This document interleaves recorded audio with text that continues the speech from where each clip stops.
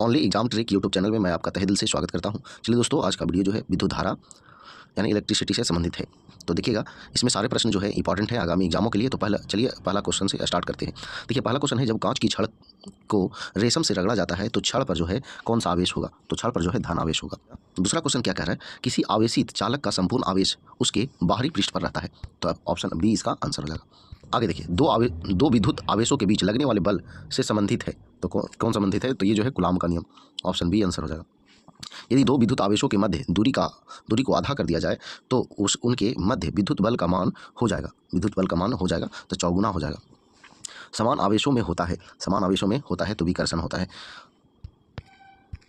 आगे देखिए, जब एबोनाइट की छड़ को बिल्ली की खाल से रगड़ते हैं तो एबोनाइट की छड़ पर कौन सा आवेश होगा? तो एबोनाइट की छड़ पर जो है आपका ऋण आवेश होगा। तो ऑप्शन ए जो है आंसर हो जाएगा। आगे देखिएगा, वस्तुओं का आवेशन किसके स्थानांतरण के फलस्वरूप होता है? तो यह जो है इलेक्ट्रॉनों के स्थानांतरण के फलस्वरूप होता है। आप कार में जा रहे हैं, यदि आसमान से बिजली गिरने वाली हो तो सुरक्षित रहने के लिए आप क्या करेंगे? तो आप जो है कार की खिड़कियाँ बंद कर लेंगे। तो ऑप्शन ए आंसर हो जाएगा। आगे देखिएगा, दो स्थिर आवेशों के बीच लगने वाला बल उनकी मात्राओं के गुणनफल के अनुक्रमानुपाती तथा उनकी बीच की दूरी के वर्ग के व्युत्क्रमानुपाती होता है।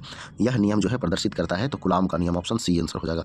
किसी विद्युत परिपथ में इकाई धन आवेश को एक बिंदु से दूसरे बिंदु तक ले जाने में किए गए कार्य द्वारा मापा जाता है उन बिंदुओं के बीच के विभवांतर को। तो ऑप्शन बी आंसर हो जाएगा। आगे देखिएगा, धातुएं विद्युत की कुचालक होती है क्योंकि उनमें मुक्त इलेक्ट्रॉन होते हैं। तो ऑप्शन ए आंसर हो जाएगा। निम्नलिखित में से कौन सर्वोत्तम विद्युत चालक है? सर्वोत्तम विद्युत चालक है तो यह है चांदी। आगे देखिएगा, अति चालक का लक्षण है तो उच्च पारगम्यता। तो ऑप्शन ए आंसर हो जाएगा। आगे देखिएगा, 14 नंबर कह रहा है, निम्नलिखित में कौन अर्धचालक नहीं है? तो आर्सेनिक जो है अर्धचालक नहीं है। ऐसे पदार्थ जिनमें सामान्य अवस्था में मुक्त इलेक्ट्रॉन नहीं होते लेकिन विशेष परिस्थितियों जैसे उच्च ताप या अशुद्धि मिलाने पर मुक्त इलेक्ट्रॉन प्राप्त किए जा सकते हैं क्या कहलाते हैं? तो यह जो है अर्धचालक पदार्थ कहलाते हैं। ऑप्शन डी आंसर होगा। आगे देखिएगा, ताप के बढ़ाने पर चालक पदार्थों का वैद्युत प्रतिरोध एवं वैद्युत चालकता पर क्या प्रभाव पड़ता है? तो यह जो है वैद्युत प्रतिरोध बढ़ता है जबकि वैद्युत चालकता घटती है। ऑप्शन ए आंसर हो जाएगा। आगे देखिएगा, अगला क्वेश्चन 17 नंबर, तांबा मुख्य रूप से विद्युत चालन के लिए उपयोग किया जाता है क्योंकि जो है इसकी विद्युत प्रतिरोधकता निम्न होती है। ऑप्शन डी आंसर होगा। इलेक्ट्रिक करंट का यूनिट निम्नलिखित में से कौन सा है? तो यह जो है आपका एम्पियर है। ऑप्शन डी आंसर होगा। आपस में जुड़ी दो आवेशित वस्तुओं के बीच विद्युत धारा नहीं प्रवाहित होती है यदि वे समान विभव पर हो। आगे देखिएगा, प्रत्यावर्ती धारा को दिष्ट धारा में किसके द्वारा बदला जाता है? तो रेक्टिफायर के द्वारा। आगे देखिए, विद्युत फिटिंग्स के एक तार को भू संपर्कित किया जाता है। इसका कारण है तो यदि लघु पतन हो जाए तो धारा भूमि में चली जाएगी, तो इसीलिए ऐसा किया जाता है। ऑप्शन ए आंसर हो जाएगा। विद्युत उपकरण में अर्थ का उपयोग होता है तो सुरक्षा के लिए। तो ऑप्शन सी इसका आंसर हो जाएगा। आगे देखिएगा, 23 नंबर, आदर्श वोल्टमीटर की प्रतिरोधिता कितनी होती है? तो ये जो है असीमित होती है। ऑप्शन सी आंसर होगा। आगे देखिएगा, किसी परिपथ में एक बिंदु पर मिलने वाली धाराओं का बीजीय योग होता है तो बीजीय योग जो होता है वो शून्य होता है। ऑप्शन बी आंसर होगा। आगे देखिए, अगला है, एक चालक का प्रतिरोध दिया हुआ 440 ओम है। यदि इसे 110 वोल्ट के स्रोत से जोड़ा जाए तो इसकी धारा क्या हुई? तो देखिए, V बराबर आई आर होता है। तो आई आर जो है आपका आई का मान निकालने के लिए बोल रहा है और आर का मान दिया हुआ है और V का भी मान दिया हुआ है। तो इसको तो सिर्फ काट देना है। तो आंसर जो है आपका भागा दे दीजिएगा। तो 25 का आंसर जो है आपका ऑप्शन बी हो जाएगा। Option B. देखिए, प्रतिरोध जो है ना V बराबर आई आर होता है ना, तो V 110 है और 110 है और 140 से भागा दे देना है। बात समझिए, 1/4 होगा, 1/4 के फिर भागा दीजिएगा तो 0.25 एम्पियर हो जाएगा। आगे ये प्रतिरोध का मात्रक है तो प्रतिरोध का मात्रक है ओम। आगे देखिएगा, 27 नंबर, घरों में पंखे बल्ब आदि लगे होते हैं तो ये किस क्रम में लगे होते हैं? ये पूछ रहा है। तो ये जो है आपका समानांतर क्रम में होते हैं। आगे ये, किसी चालक के सिरों के बीच विभवांतर उसमें बहने वाली धारा के समानुपाती होता है। यह नियम जो है किसे प्रदर्शित करता है? मतलब यह नियम जो है वो किसका है? तो ये जो है ओम का नियम है। ऑप्शन डी आंसर होगा। आगे देखिएगा, 29 नंबर, कि यदि किसी तार की त्रिज्या आधी कर दी जाए तो उसका प्रतिरोध होगा। तो उसका प्रतिरोध क्या होगा? तो 16 गुना हो जाएगा। यदि किसी तार की त्रिज्या आधी कर दी जाए तो उसका प्रतिरोध होगा। तो प्रतिरोध जो है 16 गुना हो जाएगा। ओम का नियम क्या परिभाषित करता है? तो धारा और वोल्टता दोनों को। तो ऑप्शन जो है डी जो है इसका आंसर हो जाएगा। आगे देखिएगा, अगला जो है आपका 31 नंबर, विशिष्ट प्रतिरोध का एसआई मात्रक है। तो विशिष्ट प्रतिरोध का एसआई मात्रक है ओम मीटर। आगे देखिएगा, यदि एक तार की लंबाई L मीटर है, तार को खींचकर इसकी लंबाई 2L मीटर कर दी जाती है। अब तार का प्रतिरोध हो जाएगा अब तार का प्रतिरोध हो जाएगा तो पहले का 2 गुना, तो ऑप्शन ए आंसर हो जाएगा। एक सामान्य शुष्क सेल में विद्युत अपघट्य होता है, विद्युत अपघट्य होता है तो अमोनियम क्लोराइड, ऑप्शन सी जो है इसका आंसर होगा। चलिए मिलान करना है, मिलान कर लिया जाए। शुष्क सेल के संबंध में निम्नलिखित को सुमेलित कीजिए। तो चलिए देखिएगा, ऋण इलेक्ट्रोड जो है ये जिंक का बर्तन, फिर धन इलेक्ट्रोड जो है आपका कार्बन की बर्तन, और इलेक्ट्रोलाइट जो है अमोनियम क्लोराइड का पेस्ट, और बी ध्रुवक जो है ये आपका मैग्नीज डाइऑक्साइड। तो ये जो है आपका मिलान हुआ। चलिए आगे देखिए, एक कार बैटरी में प्रयुक्त विद्युत अपघट्य होता है, विद्युत अपघट्य होता है तो सल्फ्यूरिक अम्ल होता है, ऑप्शन बी आंसर होगा। आगे देखिएगा, शुष्क सेल है तो प्राथमिक सेल है, ऑप्शन ए आंसर हो जाएगा। आगे देखिएगा, लोहे के ऊपर जिंक की परत चढ़ाने को क्या कहते हैं, जिंक की परत चढ़ाने को क्या कहते हैं, तो गैल्वेनाइजेशन कहते हैं, ऑप्शन ए आंसर होगा। आगे देखिएगा, वैद्युत अपघटन की क्रिया में किसी इलेक्ट्रोड पर मुक्त हुए पदार्थ की मात्रा संपूर्ण प्रवाहित आवेश के अनुक्रमानुपाती होता है, यह नियम है, तो यह नियम है फैराडे का विद्युत अपघटन संबंधी प्रथम नियम, तो ऑप्शन ए आंसर हो जाएगा। आगे देखिए, यदि किसी चालक की भौतिक अवस्था जैसे ताप आदि में कोई परिवर्तन न हो तो चालक के सिरों पर लगाया गया विभवांतर उसमें प्रवाहित धारा के अनुक्रमानुपाती होता है, यह नियम है, तो यह नियम जो है आपका ओम का नियम है, ऑप्शन बी जो है इसका आंसर हो जाएगा। आगे देखिएगा, फैराड का नियम संबंधित है, तो फैराड का नियम संबंधित है विद्युत अपघटन से, ऑप्शन ए आंसर हो जाएगा। आगे देखिएगा, एक फ्यूज का तार उपयोग के लिए होता है तो अत्यधिक धारा प्रवाह के समय विद्युत परिपथ को तोड़ना, तो ऑप्शन बी जो है इसका आंसर हो जाएगा। आगे देखिएगा, 42 नंबर कह रहा है, घरेलू विद्युत उपकरणों में प्रयुक्त सुरक्षा फ्यूज तार उस धातु से बनी होती है जिसका जो है गलनांक कम होता है, तो यहाँ पे ऑप्शन जो है बी इसका आंसर हो जाएगा। एक फ्यूज की तार को इन लक्षणों के कारण पहचाना जाता है, तो उच्च प्रतिरोधकता तथा निम्न गलनांक, तो ऑप्शन जो है आपका सी आंसर हो जाएगा। आगे देखिएगा, बिजली सप्लाई के मेंस में फ्यूज एक सुरक्षा उपकरण के रूप में लगा हुआ होता है। बिजली के फ्यूज के संबंध में कौन सा कथन जो है सही है, इसका गलनांक निम्न होता है, यही जो है सही है। 45 नंबर कह रहा है, एक विद्युत सर्किट में एक फ्यूज तार का उपयोग किया जाता है, तो सर्किट में प्रवाहित होने वाले अधिक विद्युत धारा को रोकने के लिए, तो ऑप्शन सी इसका आंसर हो जाएगा। आगे देखिएगा, 46 नंबर फ्यूज का सिद्धांत है तो विद्युत का ऊष्मीय प्रभाव, ऑप्शन सी आंसर होगा। सामान्यतः प्रयुक्त सुरक्षा फ्यूज तार बनाई जाती है तो यह जो है टीन और लेड के मिश्र धातु से, तो ऑप्शन डी आंसर हो जाएगा। एक बिजली के फ्यूज तार में सामान्य अनुप्रयोगों के लिए निम्नलिखित में से कौन से गुण समूह का होना आवश्यक है, तो यह जो है कम लंबाई, निम्न गलनांक की मिश्र धातु, पतला तार, तो ऑप्शन सी इसका आंसर हो जाएगा।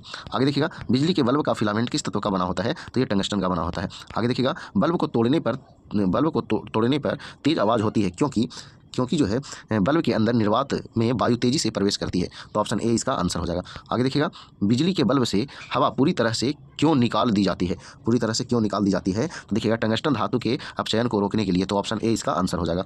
आगे देखिएगा, बिजली के बल्ब के मुकाबले फ्लोरोसेंट ट्यूब अधिक पसंद की जाती है क्योंकि जो है ट्यूब में विद्युत ऊर्जा लगभग पूरी तरह से प्रकाश ऊर्जा में परिवर्तित हो जाती है इसलिए, तो ऑप्शन सी इसका आंसर हो जाएगा। आगे देखिएगा, 53 नंबर विद्युत बल्ब के तंतु के निर्माण में टंगस्टन का उपयोग होता है क्योंकि इसका गलनांक जो है ऊंच होता है, तो ऑप्शन डी जो है इसका आंसर हो जाएगा। नाइक्रोम के तार हीटिंग एलिमेंट के रूप में प्रयुक्त किए जाते हैं क्योंकि जो है इसका विशिष्ट प्रतिरोध ऊंच होता है, लाल तप्त होने पर ऑक्साइड नहीं बनाता है, तो यहाँ पे जो है बी और सी दोनों हो जाएगा, यानी ऑप्शन डी आंसर हो जाएगा। चलिए, ट्यूबलाइट में व्यय ऊर्जा का लगभग कितना भाग प्रकाश में परिवर्तित हो जाता है, तो यह जो है 60 से 70% भाग, तो ऑप्शन डी जो है इसका आंसर हो जाएगा। आगे देखिएगा, विद्युत धारा के ऊष्मीय प्रभाव पर आधारित घरेलू उपकरण है, तो इनमें से सभी, यानी कि विद्युत हीटर, ट्यूबलाइट और विद्युत बल्ब, सभी के सभी।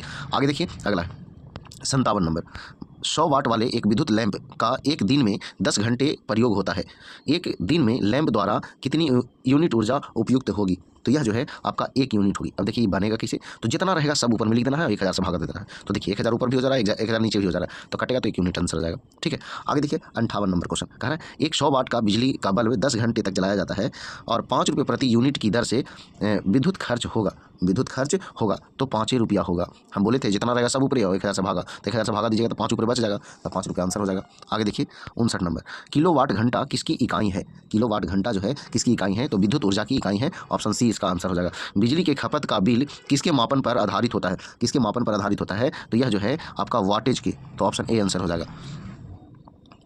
देखिए 100 वाट का बिजली का बल्ब यदि 10 घंटे तक जले तो बिजली का खर्च होगा तो एक इकाई होगा। तो जो हम बोले थे जितना रहेगा सब ऊपर, बाकी 1000 से भागा तो 1000 से भागा दीजिए तो एक ही रहेगा। आगे ये तड़ित चालक का आविष्कार किसने किया था? तो ये बेंजामिन फ्रैंकलिन ने किया था। ये क्या चीज का बना होता है? तो तांबा का बना होता है। देखिए आगे अगला क्वेश्चन है भी, तड़ित चालक बनाए जाते हैं तो क्या चीज के? तांबा के। तो ऑप्शन सी जो है इसका आंसर हो जाएगा। आगे देखिए नीचे कथन ए तथा कारण आर दिए गए हैं, अध्ययन करके सही उत्तर नीचे दिए गए कूटों से चुनिए। सही उत्तर को चुनना है। कह रहा है तड़ित चालक इमारतों को नष्ट होने से बचाते हैं। सही बात है। ये आवेश को पृथ्वी तक भेज देते हैं। सही बात है। दोनों सही है और व्याख्या भी करता है। तो ऑप्शन ए जो है इसका आंसर हो जाएगा। आगे विद्युत बल्ब का तंतु धारा प्रवाहित करने से चमकने लगता है परंतु तंतु में धारा ले जाने वाले तार नहीं चमकते, इसका कारण है। तो इसका कारण क्या है? तो तंतु का प्रतिरोध तारों की अपेक्षा अधिक होती है। तो ऑप्शन जो है सी इसका आंसर हो जाएगा। आगे देखिए 66 नंबर क्वेश्चन कह रहा है क्या? निम्नलिखित अधातुओं में कौन सा एक विद्युत का मंद चालक नहीं है? मंद चालक नहीं है तो सिलीनियम। ऑप्शन बी जो है इसका आंसर हो जाएगा। आगे शुष्क सेल यानी बैटरी में निम्नलिखित में से किसका विद्युत अपघट्यों के रूप में प्रयोग होता है? तो ये जो है आपका अमोनियम क्लोराइड और जिंक क्लोराइड। तो ऑप्शन ए आंसर हो जाएगा। सामान्यतः प्रयोग में लाई जाने वाली प्रतिदीप्ति ट्यूबलाइट पर निम्नलिखित में से कौन सा अंकित होता है? कौन सा जो है अंकित होता है? तो ये जो है 6500 के। आगे मानव शरीर में विद्युत प्रतिरोध का परिमाण की कोटि क्या है? परिमाण की कोटि क्या है? तो यह जो है 10⁻6 ओम। अगला देखिए 70 नंबर कह रहा है विद्युत उत्पन्न करने के लिए कौन सी धातु उपयोग होता है? कौन सी धातु उपयोग होता है? तो यूरेनियम। आगे देखिए माइका है तो क्या है? ऊष्मा और विद्युत दोनों का कुचालक। तो ऑप्शन ए जो है आंसर होगा। जलते हुए विद्युत बल्ब के तंतु का ताप सामान्यतः होता है तो ये जो है 3000 डिग्री सेल्सियस से 3500 degree Celsius. Option D answer होगा।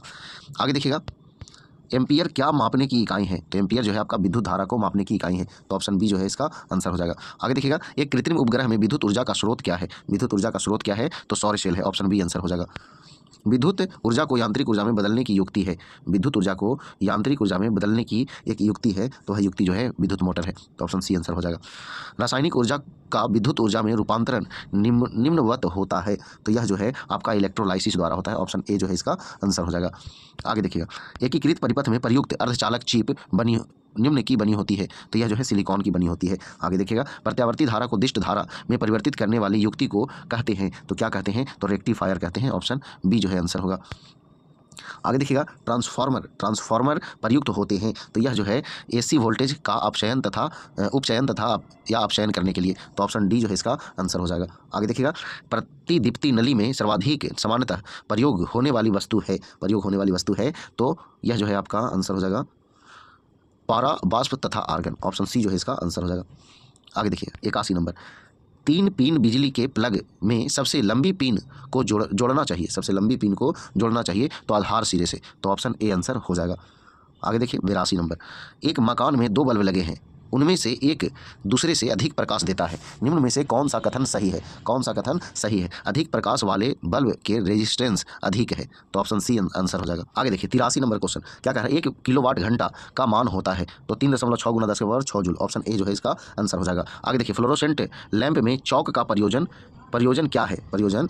तो यह जो है प्रतिरोधिता को कम करना। तो ऑप्शन सी जो है इसका आंसर हो जाएगा। आगे देखिए 85 नंबर चालक का विद्युत प्रतिरोध किससे स्वतंत्र होता है? तो दाब से स्वतंत्र होता है। आगे देखिएगा यदि किसी प्रारूपी पदार्थ का वैद्युत प्रतिरोध गिरकर शून्य हो जाता है तो उस पदार्थ को क्या कहते हैं? तो अति चालक कहते हैं। ऑप्शन ए आंसर हो जाएगा। आगे देखिएगा यदि किसी प्रतिरोधक तार को लंबा किया जाए तो उसका प्रतिरोध होगा क्या होगा? तो बढ़ता है, उसका प्रतिरोध बढ़ता है। आगे देखिएगा विद्युत मरकरी लैंप में रहता है तो क्या रहता है? तो कम दाब पर पारा रहता है। तो ऑप्शन ए आंसर हो जाएगा। आगे देखिएगा बिजली के पंखे की गति बदलने के लिए प्रयुक्त साधन है तो क्या है? तो रेगुलेटर। तो ऑप्शन बी आंसर हो जाएगा। एमसीबी जो लघुपथन के मामले में विद्युत की पूर्ति को काट देता है काम करता है तो यह जो है धारा के तापन प्रभाव पर काम करता है। ऑप्शन डी आंसर हो जाएगा। आगे देखिएगा 1 वोल्ट कितने के बराबर होता है? 1 वोल्ट जो है कितने के बराबर होता है? तो 1 जूल प्रति कूलाम के बराबर होता है। ऑप्शन बी जो है इसका आंसर होगा। जब साबुन का बुलबुला आवेशित किया जाता है तब क्या होता है? तो तब जो है यह फैलता है। ऑप्शन बी जो है इसका आंसर होगा। डायनेमो एक मशीन है जिसका काम क्या है? तो यांत्रिक ऊर्जा को विद्युत ऊर्जा में परिवर्तित करना। तो ऑप्शन डी इसका आंसर हो जाएगा। एक धारावाही चालक संबंधित है तो विद्युत चुंबकीय क्षेत्र से। तो ऑप्शन सी इसका आंसर हो जाएगा। कौन सा उपकरण विद्युत प्रतिरोध को मापता है? तो ये जो है ओम मीटर है। ऑप्शन डी आंसर हो जाएगा। तो चलिए दोस्तों ये जो है आपका विद्युत से जुड़ा हुआ सारे प्रश्न जो थे इंपॉर्टेंट थे, बहुत सारे प्रश्न जो है किसी न किसी एग्जाम में पूछे गए हैं। जैसे देख लीजिए ये तीनों नीचे से तीनों प्रश्न जो है ना किसी किसी एग्जाम में पूछे गए हैं, तो ये सब आगे भी पूछे जाने की संभावना है। इसलिए जो है ये रिवीजन सीरीज स्टार्ट की है। मैं अगर ये वीडियो पसंद आया तो वीडियो को लाइक करें, दोस्तों पास शेयर करें। तो आज भर इतना ही। जय हिंद, जय भारत, वंदे मातरम।